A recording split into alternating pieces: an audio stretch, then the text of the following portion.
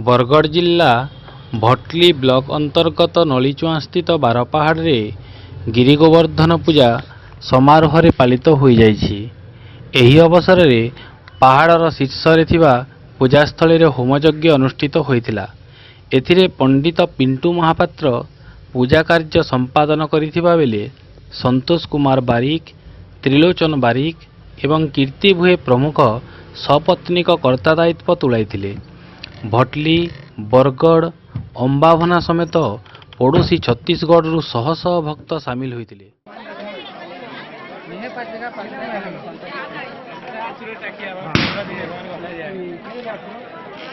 प्रकाश थाउ कि 1893 मसीहारू नलीचुआ गिरी गोवर्धन पूजा आरंभ होइतिबा बेले 1957 मसीहारे एठारे मंदिर प्रतिष्ठा होइतिला। तेबे दिनकु दिन एठारे श्रद्धालु भक्तंक संख्या वृद्धि पाउथिबा परिलक्षित हेउछि। चलित वर्ष गिरी गोवर्धन पूजा कमिटी तरफरू भक्तमानंकु अन्न प्रसाद बंटन करा जाइतिला। सेहीपरि संध्यारे नलीचुआ ग्राम रे सांस्कृतिक कार्यक्रम तथा नाटक परिवेषण करा जाइतिला। अनुरूप भावे भटली ब्लॉक नुआगढ़ पंचायत कुइसिरा निकटस्थ कुलियारी नदीपठा अंतर्गत गयलमुंडा डुंगरी ठारे गिरी गोवर्धन पूजा समारोह रे पालित हो जाइछि।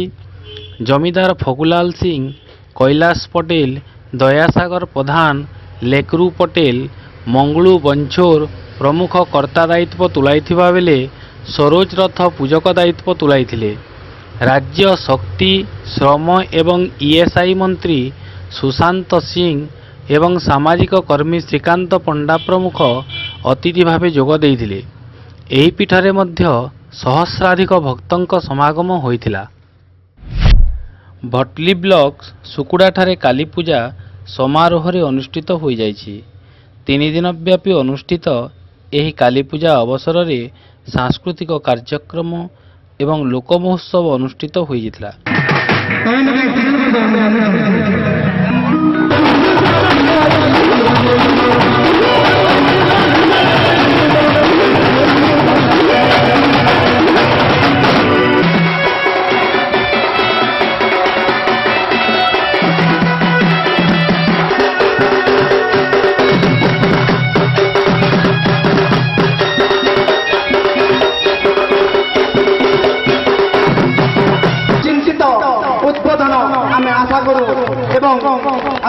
मान्यवर मंत्री सुशांत सिंह, बरगढ़ सांसद डॉक्टर प्रभास सिंह एवं सामाजिक कर्मी श्रीकांत पंडा प्रमुख अतिथि भावे जोग देइथिले।